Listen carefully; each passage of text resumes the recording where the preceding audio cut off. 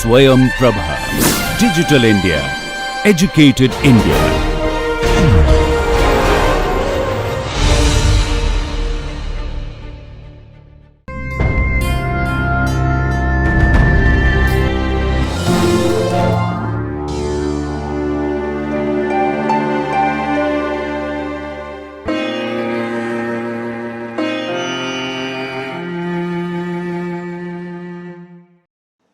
Hello learners, welcome to this course on Integrated Marketing Communications.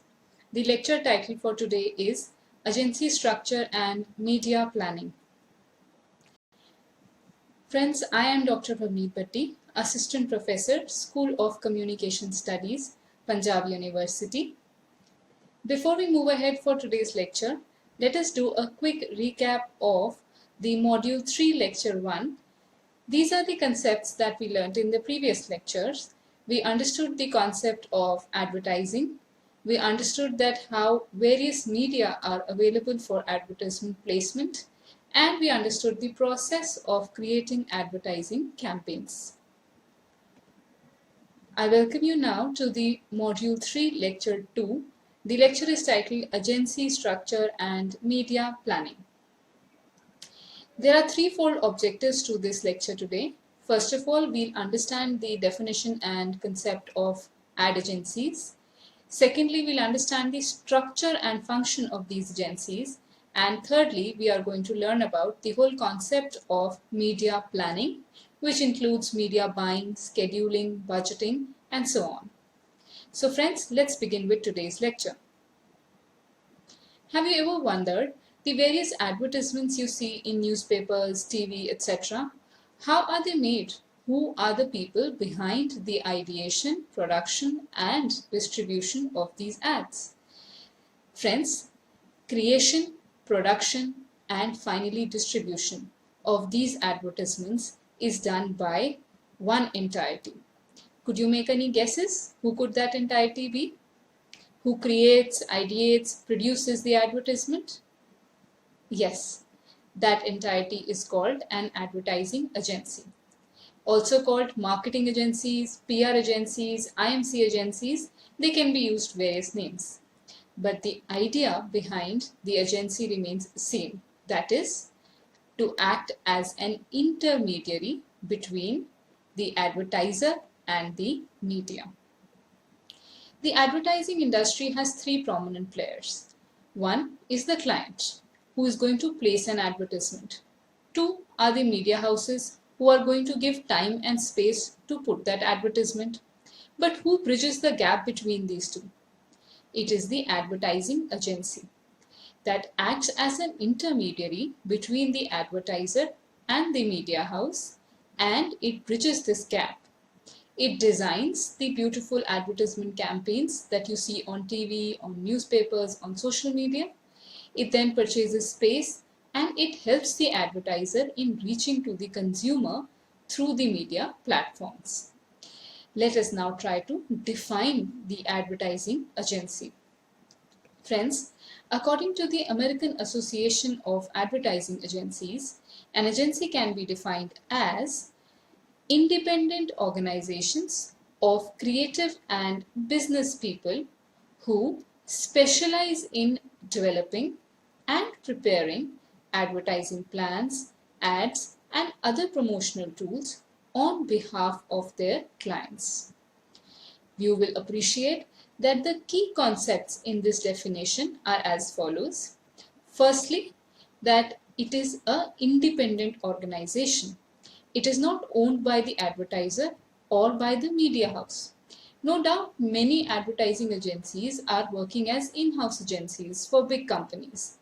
But in terms of an advertising agency working outside a corporate, these are independent organizations. I'll give you an example. For instance, Hindustan Lever could have its in-house agency. Coca-Cola could have its in-house agency. Those are all parts or departments.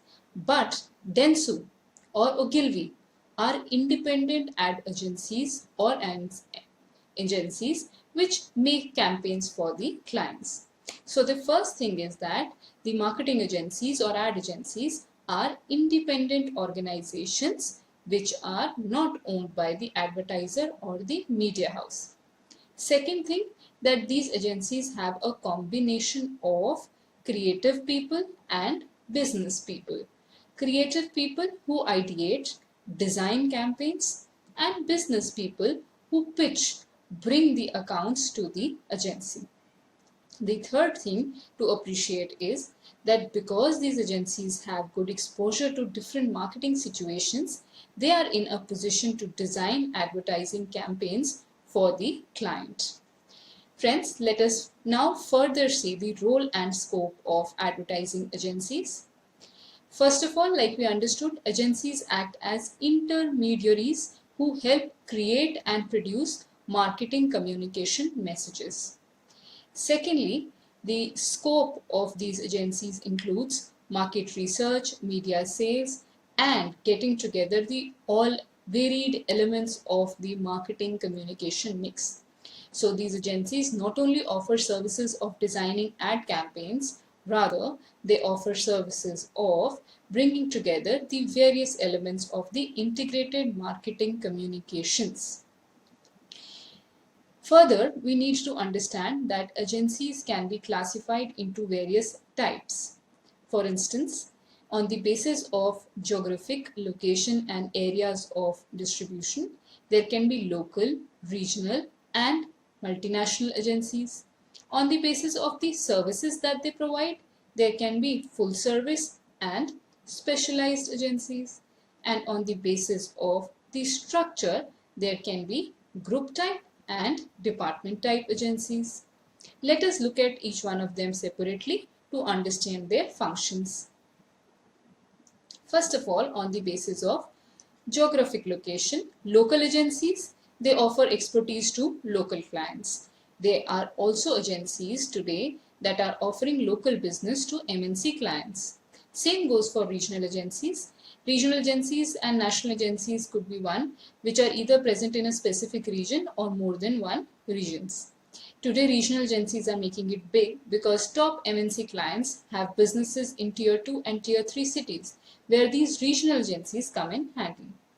Third is the multinational international agencies like Ogilvy, Dentsu, Publix Group, there are McCann Erickson. These are all big agencies, multinational agencies who have affiliates in different countries.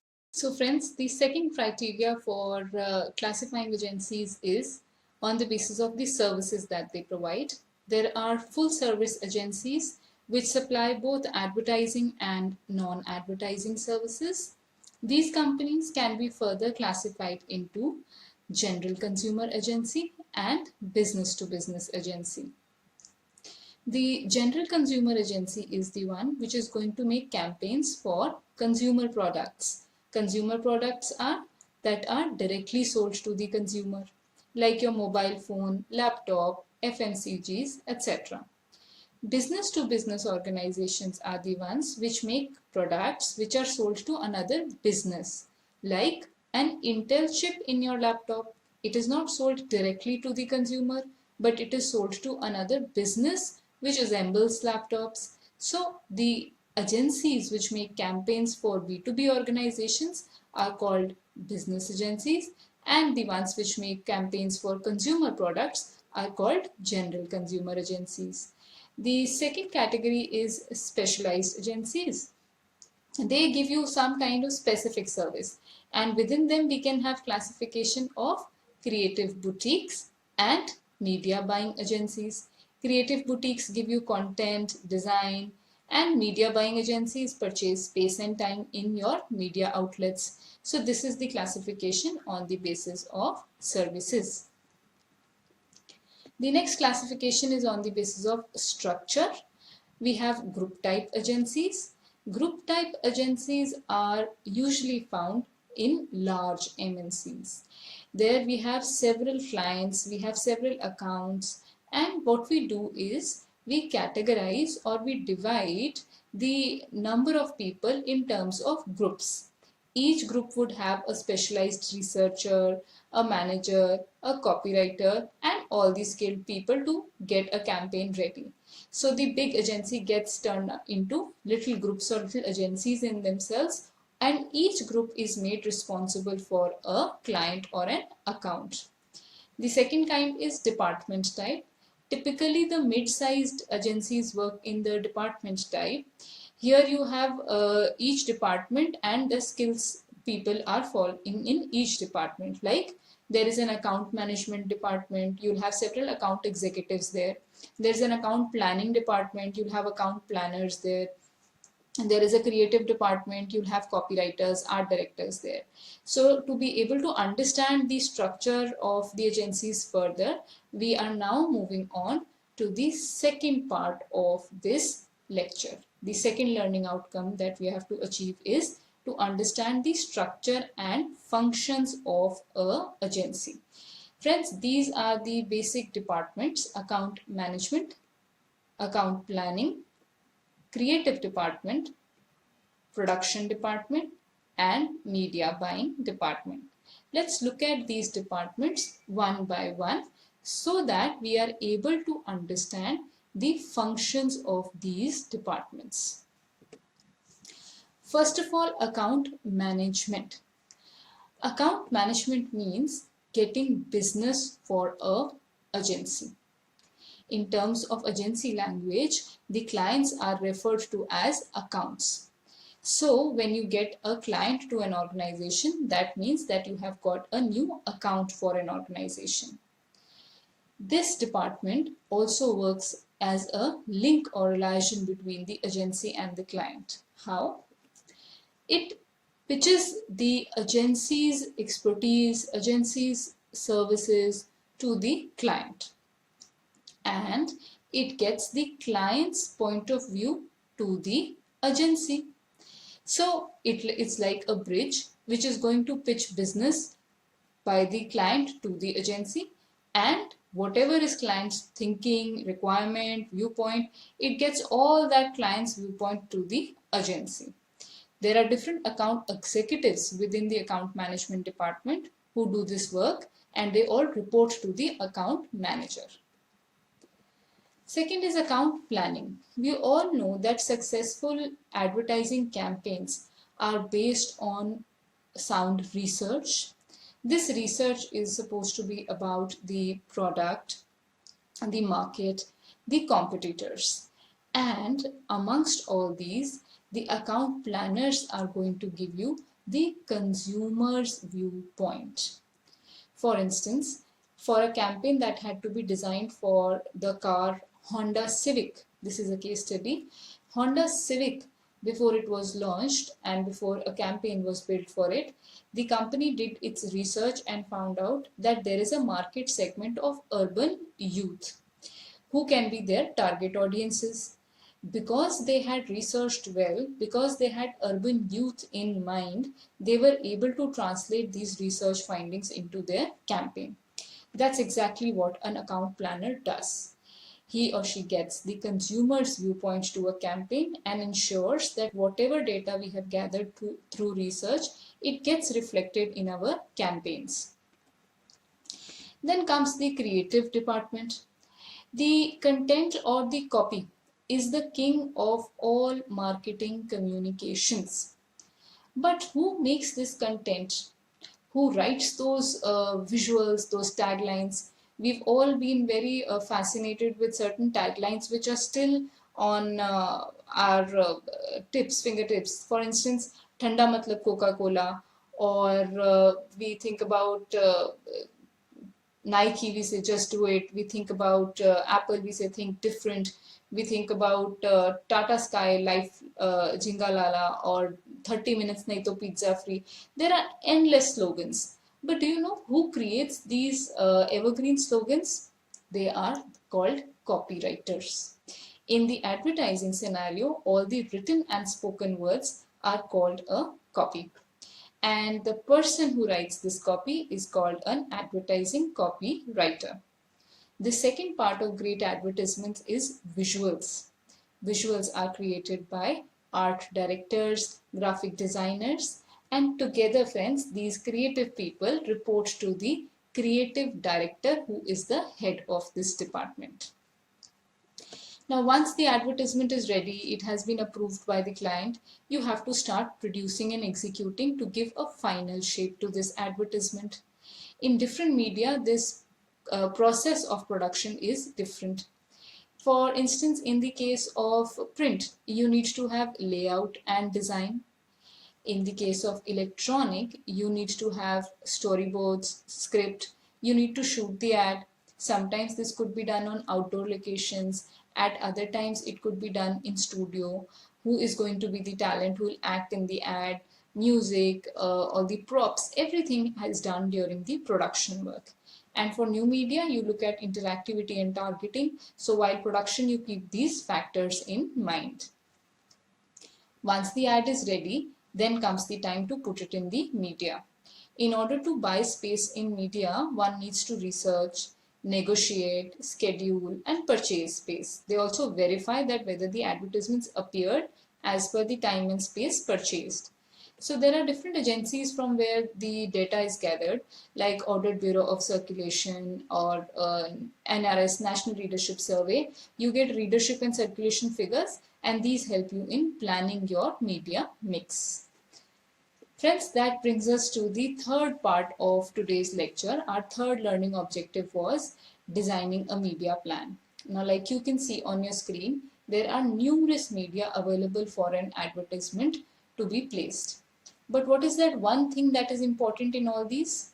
The factor of reaching the correct person at correct time. If you do not reach the right audience at right time, your entire campaign might lose its total impact. So how do you save that? You do it with the help of a media plan. Before we move ahead, let's understand that what does a media mean in the marketing scenario. Media is a vehicle. For marketers, it is a vehicle which is going to carry the sales message to the prospects. So any vehicle which can do that for you becomes your probable suitable media. And the key aspect, like we mentioned in all integrated marketing communication, remains that you reach the right person at the right time through the right media. Let's see how is that done. Media plan will ensure when and where is your advertisement released. And media selection is one important part which tells you that what is going to be the correct media to reach your audience. For instance, you are going to advertise a cell phone in a newspaper. That's a good enough idea. But most of your consumers are online on social media. If you ignore that, you might be losing out on a lot of your target audiences. So media selection means choosing the correct media, and media planning is a holistic term which encompasses the entire act of buying, purchasing space and time. Media planning ensures three things. Firstly, timely release of advertising message. Secondly, frequency and continuity. And thirdly, the place of release. In terms of frequency and continuity, frequency means number of times a message will appear, and continuity means the duration for which it will appear. Let's look at the elements of a media plan. The first important element is target market. If I do not know what my consumers are consuming in terms of media, I'll never be able to reach out to them. So, when Honda Civic came out with this segment of urban youth, it thought of a brilliant idea of Civic Nation. But it was important that this idea reaches out to this target audience in the media that they consume. So, while research was being done, it was also researched that what media does your target market consume. That becomes the first step in media planning. Second is the nature or format of your message. If you are doing a demonstration format, TV is important. If you have music, jingles, radio can be a good media. If you want to make interactive ads, then new media is the correct choice. So the format of your advertisement also decides what is going to be the key media in your media mix. Next is reach. Now reach is defined or expressed in terms of percentage of people that you reach in a given population.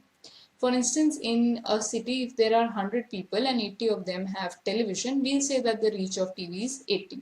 This becomes the third element of media plan. Why? Because several agencies are providing facts and figures data on reach of your media. For instance, how much does a newspaper reach out as compared to TV? This gives you an idea of relative cost, because if there is a reach of 80%, you know that cost per person is going to be very effective. If your media reaches out to very small percentage, then perhaps it's not the core ingredient of your media mix. So reach is an important element. Next is frequency. Frequency decides your intensity, that is the number of times people will see your message.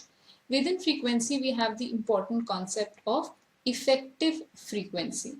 Effective frequency refers to the average number of times a person must see or hear a message before becoming aware of the brand.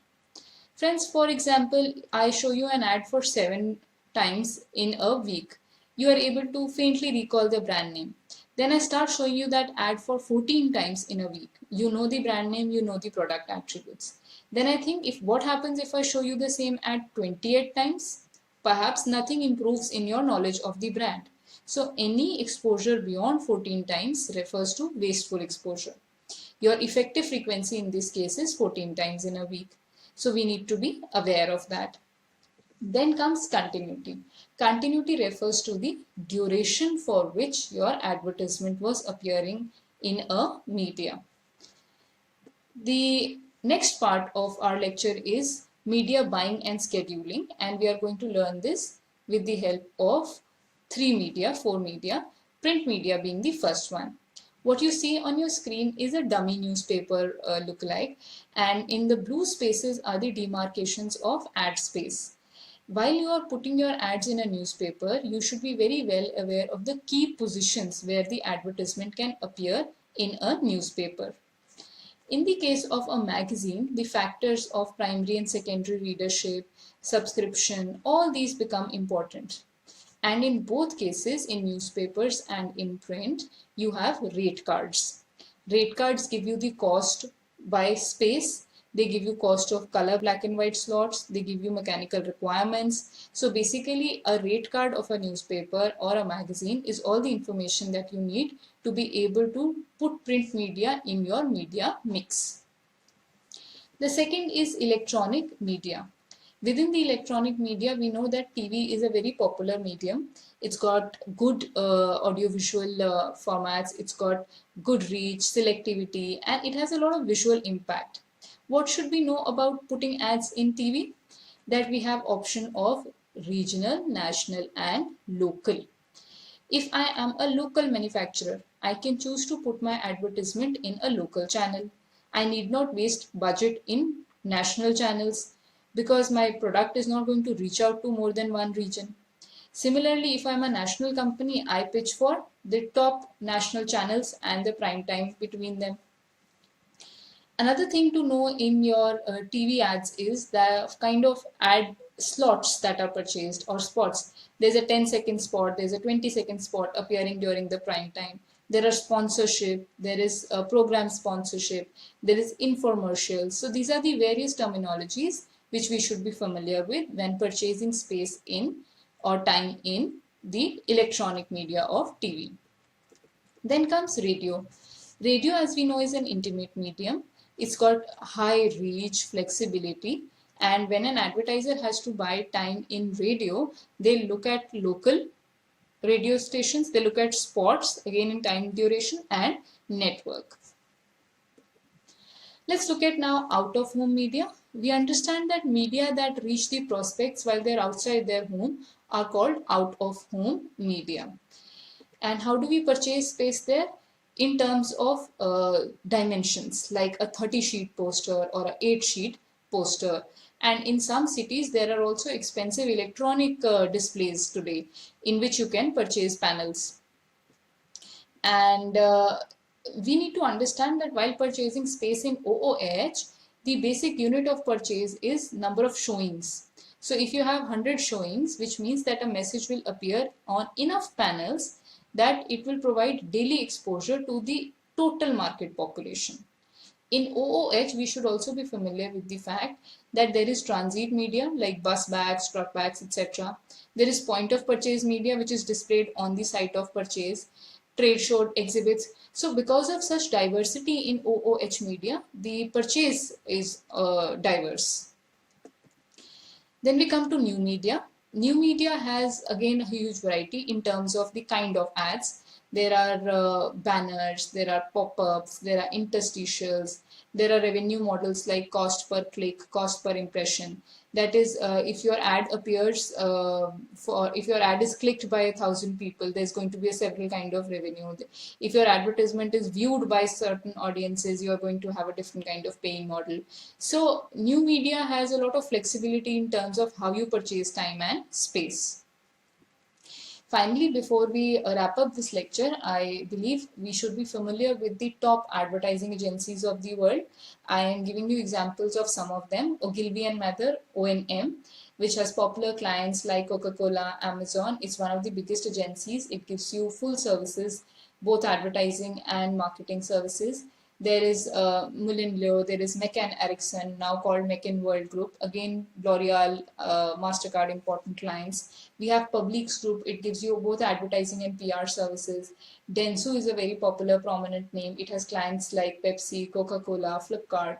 And you'll also notice that Coca-Cola features in 3-4 agencies, which means that clients often hire more than one advertising agencies, and then they pick and choose the kind of services that they want from these agencies.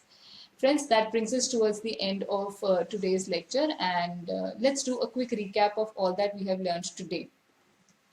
We learned the definition and concept of advertising agencies. We understood that these are independent organizations which comprise of business and creative people, and they make ad campaigns and marketing communications for their clients. We understood the classification of agencies on the basis of geographic, services, and structures.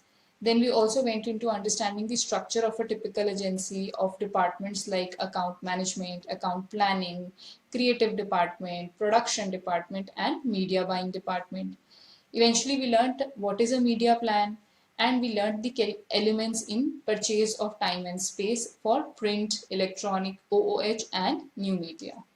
The task that you can do today is you can keenly observe. So this is a task of observation. You can just observe that how do campaigns or advertisements reach to you. Especially on the new media, you can see that how whatever content that you are surfing, you'll get a similar ad given to you. This is because of the research being done on the consumer, on what media they are consuming, and advertisements are served to them right at the time when they are going to make a similar kind of purchase. So do this observation tasks to see that how agencies reach out to you through various media. The references and readings for today's lectures are here. And this brings me to the end of Module 3, Lecture 2, Agency Structure and Media Planning. I hope we have learned something of value today, and see you soon in the next lecture. Thank you so much.